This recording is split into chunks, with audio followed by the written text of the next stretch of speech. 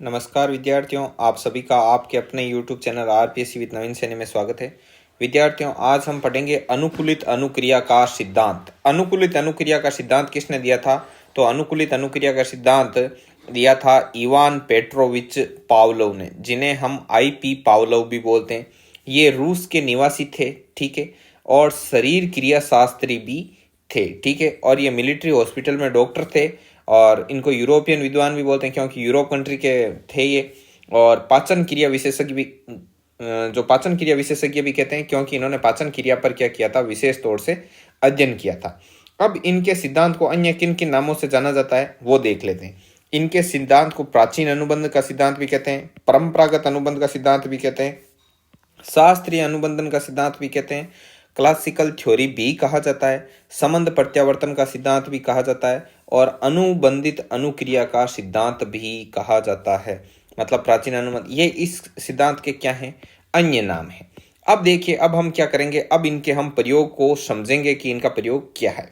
देखो, सबसे पहली बात, इन्होंने जो प्रयोग किया था वो 1904 ईस्वी में किया था। अपने पालतू कुत्ते पर पाचन क्रिया से संबंधित प्रयोग किया था, ठीक है।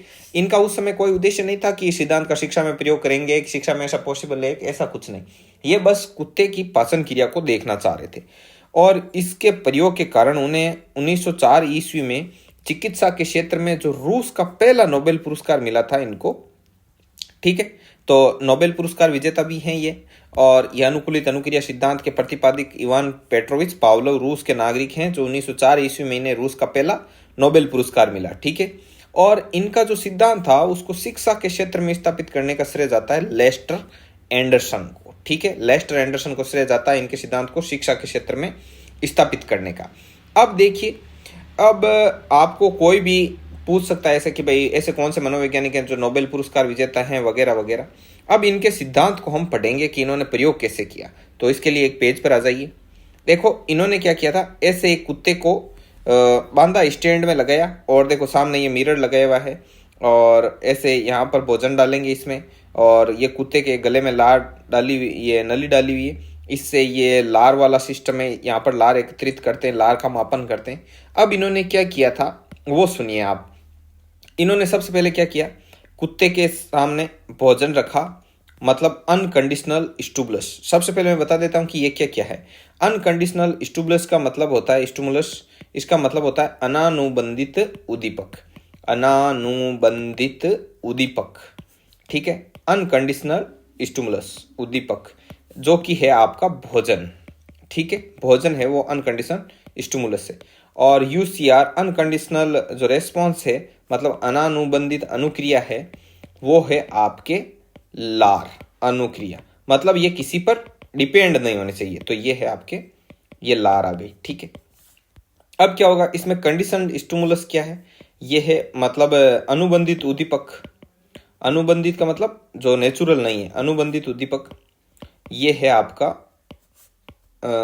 जो घंटी, ठीक है। अब देखिए, अब हुआ क्या, इन्होंने सबसे पहले कुत्ते के सामने भोजन प्रस्तुत किया, अर्थात अनकंडीशनल स्टिमुलस प्रस्तुत किया, और कुत्ते ने क्या टपकाई, लार टपकाई। इसके बाद में फिर इन्होंने कुत्ते को भोजन दिया, कुत्ते ने क्या टपकाई, लार टपकाई। इसके बाद में इन्होंने इसके साथ साथ कंडीशनल स्टिमुलस देना शुरू किया। इन्होंने घंटी बजाई और उसके बाद में भोजन दिया तो कुत्ते ने लार टपकाई। फिर अगले दिन फिर घंटी बजाई और फिर भोजन दिया, और अंत में कुत्ते ने क्या टपकाई, लार टपकाई। ऐसा 2-3 दिन तक किया, तब जाकर कुत्ता इस घंटी के साथ अनुबंधित हो गया, अर्थात बाद में घंटी बजाई और घंटी बजाते ही कुत्ते ने क्या टपका दी, लार टपका दी। फिर ये काम इन्होंने 2 दिन तक ऐसे किया, तो फिर धीरे धीरे ऐसा टाइम आया कि ये घंटी बजाते और कुत्ता लार टपकाता ही नहीं, ठीक है। तो इसे कहते हैं अनुबंधन का विलोपन। इसे क्या कहते हैं, अनुबंधन का विलोपन। अब क्या हुआ, अब जैसे इसको विलोपन बोलते हैं। और एक चीज होती है, जैसे आप घंटी बजाते हो और उसके बाद में भोजन देते हो तो फिर कुत्ता लार टपकाता है, ठीक है। अब ऐसे एक दिन आपने जैसे साइकिल की एक कोई घंटी बज गई उस समय, जिस समय आप भोजन देते हो, तो भी कुत्ते ने क्या कर दिया, मतलब लार टपका दी, ठीक है। तो इसको बोलते हैं आपके जो उद्दीपक होता है ना, उसमें इसको विभेद करना नहीं आता, ठीक है। मतलब ये कुत्ते ने लार टपका दी। फिर धीरे धीरे क्या हुआ, कुत्ते को पता चल गया कि ये साइकिल की घंटी अलग है और जो ये भोजन की घंटी है वो अलग है, तो इसे बोलते हैं विभेदीकरण। ये क्या होता है? विभेदीकरण होता है। और ऐसे ही जैसे आपके घंटी, आप घंटी बजाते और ये कुत्ता लार टपकाता, और घंटी बजाते और कुत्ता लार टपकाता, आप भोजन देते नहीं, तो धीरे धीरे क्या हुआ, जो ये विलोप हो गया ना कि भाई आप घंटी बजा रहे हो, कुत्ता लार दे ही नहीं रहा, कुत्ते को पता है कि आप ऐसे पागल बनाते हो, तो इसे विलोपीकरण कहते हैं। और जैसे आपने कई दिनों तक बस बाद में कुछ नहीं किया, कुत्ता ऐसे शांत बैठा था नॉर्मल, फिर आपने एक दिन अचानक से घंटी बजा दी और कुत्ते ने लार टपका दी, तो इसे बोलते हैं स्वतः प्रकटीकरण, क्योंकि उसके दिमाग में वो स्थायी हो रखा था, तो वो भूल गया, उसने देखा अब खाना देंगे, तो इसे बोलते हैं स्वतः प्रकटीकरण। ये चीजें हैं, ऐसा प्रयोग है, नॉर्मल प्रयोग है आपके। ये कुत्ते वाला प्रयोग है, ये कुत्ते को इसने ऐसे स्टैंड में बांधा वगैरह, तो इस फोटो को आप गौर से देख लेना। अब हम क्या करते हैं, इसको पढ़ते हैं। देखो, भोजन है वो अपना उद्दीपक है और लार का ना अनुक्रिया है, और ये दोनों क्या है, स्वाभाविक। तो स्वाभाविक उद्दीपक है भोजन, और अनानुबंधित उद्दीपक मतलब अनकंडीशनल स्टिमुलस है, यूसीएस है, ये भोजन वाला, ठीक है। और फिर लार का ना, ये स्वाभाविक अनुक्रिया है, अनानुबंधित अनुक्रिया है, और अनकंडीशन रेस्पॉन्स है, यूसीआर। तो पहले चरण में कुत्ते के सामने केवल भोजन प्रस्तुत किया गया, जिससे कुत्ते के लार आना शुरू हो गई। तो सबसे पहला चरण यही था, ठीक है। और इस चरण को कहते हैं अनुकूलन से पूर्व, मतलब जब अनुकूलन नहीं हुआ था, इसका मतलब कुत्ते का इस भोजन के साथ में, इस घंटी के साथ अनुकूलन नहीं हुआ था, उस समय की बात है।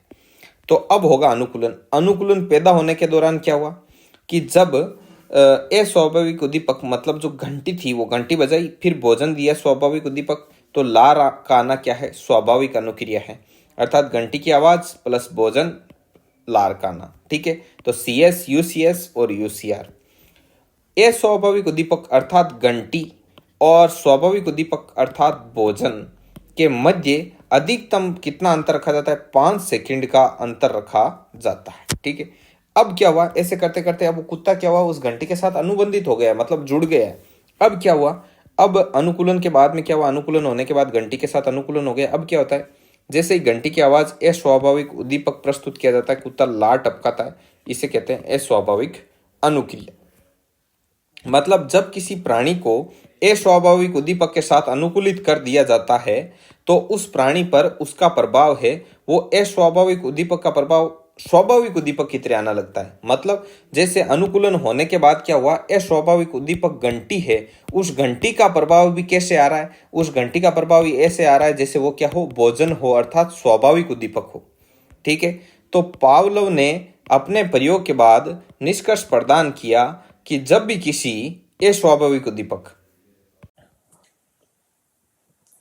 पावलोव ने अपने प्रयोग के बाद निष्कर्ष प्रदान किया कि भाई जब भी किसी अस्वाभाविक उद्दीपक के साथ किसी प्राणी को अनुकूलित कर दिया जाता है, तो उस प्राणी पर क्या होता है, उस उद्दीपक का प्रभाव भी स्वाभाविक उद्दीपक की तरह आने लगता है, ठीक है। मतलब घंटी का प्रभाव भी भोजन की तरह आने लगेगा। तो इसे ही क्या कहते हैं, इसे संबंध प्रत्यावर्तन कहते हैं। और इस संबंध प्रत्यावर्तन से कार्यों में क्या आती है, सरलता आती है। कैसे, तो पहले तो बता देता हूं कि इसे संबंध प्रत्यावर्तन कहते हैं। जो ये अनुकूलन हो गया इसे कहते हैं। और इससे कार्यों में सरलता कैसे आएगी, मतलब किसी कार्य को आप बार बार दोहराते हो, तो उस कार्य के साथ आपका अनुकूलन हो जाता है, फिर उस कार्य को करने में आपको इतनी तकलीफ नहीं होती है, अर्थात उस कार्य में क्या आ जाती है, सरलता आ जाती है, ठीक है। तो ये बात है। अब है विलोपन वगैरह, ये क्या है।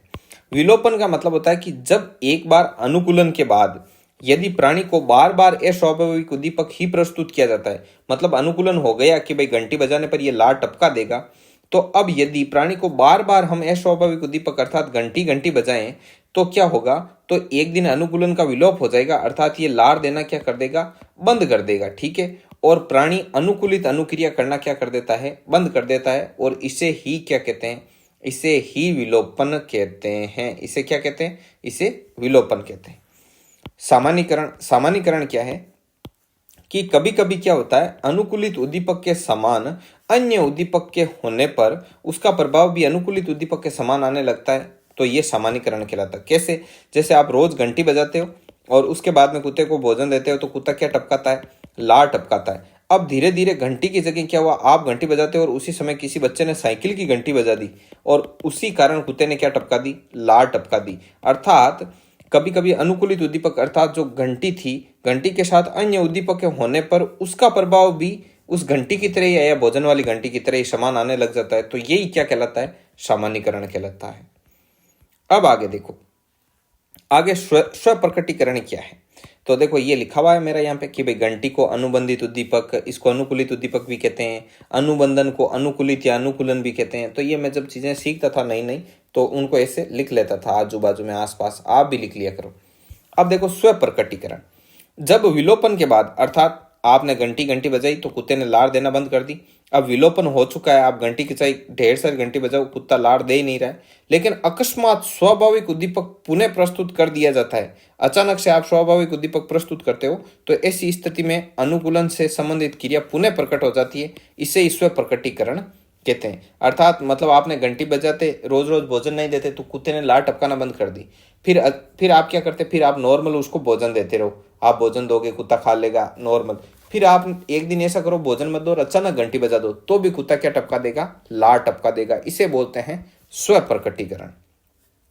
अब विभेदीकरण क्या होता है? विभेदीकरण कहते हैं कि जब एक प्राणी किसी अस्वाभाविक उद्दीपक के साथ इतना अधिक ध्यान से अनुकूलित हो जाता है कि वे उसी के बिल्कुल समान अस्वाभाविक उद्दीपक को पैदा करने पर, उपस्थित करने पर भी उससे प्रभावित नहीं होता है तथा विभेद को समझ जाता है, और इसे विभेदीकरण कहते हैं। कैसे? जैसे आप घंटी बजाते हो और एक साइकिल की घंटी बजी, और उन दोनों, पहले तो क्या होता था, वो साइकिल की घंटी बजाने पर कंफ्यूज हो जाता था और लार टपका देता था, लेकिन फिर धीरे धीरे क्या होगा, वो इन दोनों में क्या कर लेगा? विभेद कर लेगा। अर्थात जब प्राणी किसी अस्वाभाविक उद्दीपक के साथ इतना अधिक ध्यान से अनुकूलित हो जाता है, मतलब इस भोजन वाली घंटी के साथ इतना अधिक ध्यान से अनुकूलित हो जाता है कि वे उसी के बिल्कुल समान, मतलब ये साइकिल वाली घंटी को पैदा या उपस्थित करने पर भी इससे क्या नहीं होता? प्रभावित नहीं होता, तथा जो विभेद है इनके बीच में डिफरेंस उसको समझ जाता है, और इसे ही क्या कहते हैं? इसे विभेदीकरण कहते हैं। ठीक है, तो कैसा समझ में आ रहा है एक बार कमेंट करके कमेंट बॉक्स में जरूर बताना, और वीडियो को सब्सक्राइब कर देना, इस चैनल को सब्सक्राइब कर देना, वीडियो को लाइक कर देना। ठीक है, अब देखो ये क्वेश्चन है, थोड़े से देख लो कि देखो सबसे पहले ये देख लो, पावलोव के सिद्धांत को शिक्षा में स्थापित करने का श्रेय किसको जाता है? लेस्टर एंडरसन को। अधिगम का जो संबंध प्रतिक्रिया सिद्धांत किसने दिया था? इवान पी पावलोव ने। एसआर सिद्धांतों से क्या अभिप्राय है? एसआर सिद्धांत क्या होते हैं? एसआर सिद्धांत होते हैं स्टिमुलस मतलब उद्दीपक, आर मतलब रेस्पॉन्स, अनुक्रिया तो उद्दीपक अनुक्रिया सिद्धांत। पावलोव को नोबेल पुरस्कार कब दिया गया था? तो 1904 ईस्वी में चिकित्सा के क्षेत्र का दिया था, और रूस का पहला नोबेल पुरस्कार था। अब देखो व्यवहार के आधार पर अधिगम के सिद्धांत मूलतः कितने प्रकार के होते हैं? तो व्यवहार के आधार पर अधिगम के सिद्धांत मूलतः 2 प्रकार के होते हैं। ये कहाँ पे लिखा हुआ है? तो ये मैं आपको यहाँ बता देता हूँ, ये वाला, ये 2 प्रकार के सिद्धांत होते हैं, एक तो अधिगम के साहचर्य के सिद्धांत और अधिगम के संज्ञानात्मक क्षेत्र के सिद्धांत। ठीक है, और देखिए एक छोटा बालक शरीर के अंगों का संचालन करना सीखता है, तो ये किस प्रकार का अधिगम है? ये गत्यात्मक है, अर्थात मतलब गति से संबंधित है। तो ये थोड़े क्या है, ये एडवांस क्वेश्चन, मतलब एक्स्ट्रा क्वेश्चन ऐड किए हुए हैं उनमें से हैं। ठीक है, तो इसको लेकर आप ज़्यादा घबराना मत, मतलब जितना आपको पढ़ाया था उसमें ये 6 में से 5 क्वेश्चन थे और इनको आपने अच्छे से सीख लिया। ठीक है विद्यार्थियों, तो बस आज के वीडियो में हमने ये अनुकूलित अनुक्रिया का सिद्धांत किया है। अब और आगे से आगे अपन करेंगे जल्दी, ये जो सेकंड यूनिट है आपकी अधिगम वाली, इसको हम क्या कर देंगे? कंप्लीट कर देंगे। आप रीट की तैयारी को लेकर एक सीरियस कैंडिडेट हैं तो आपको चैनल को जरूर से जरूर सब्सक्राइब कर देना चाहिए और वीडियो को लाइक करना चाहिए, इससे हमारा हौसला अफजाई रहता है और हम अच्छे से अच्छे वीडियो लाने के लिए निरंतर अभिप्रेरित रहते हैं। ठीक है विद्यार्थियों, तो मिलते हैं नेक्स्ट वीडियो में, तब तक के लिए जय हिंद, जय भारत।